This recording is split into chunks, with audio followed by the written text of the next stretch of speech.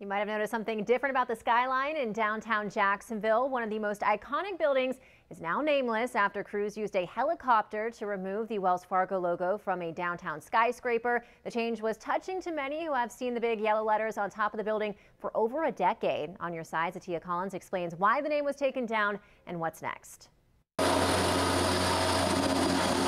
It's very iconic to the skyline. Since I moved here back in 2019, I've seen that sign and it's like you recognize it, you know? These yellow letters have graced the top of One Independent Drive since 2011. I remember when it used to be the Modus building, and it's interesting to see it going away at Wells Fargo now. It was a bittersweet moment for those standing along the St. Johns River to see the sign come down. For Jacksonville, it's kind of like the Empire State Building, Chrysler Building for New York. Like when you look at the skyline, you recognize the building. So I think it's really it's a big moment for them to be able to change the ownership. The letters swung from a helicopter as they were carried east over the river and placed on a pier along the riverbank.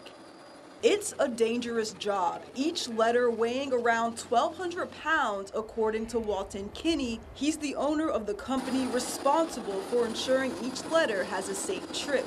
To get a building like this ready for decom takes us about 2.5 to 3 weeks. Once we get off of location, the letters are on the ground, we got about another 2.5 weeks of repairing the building to get it back to its natural state.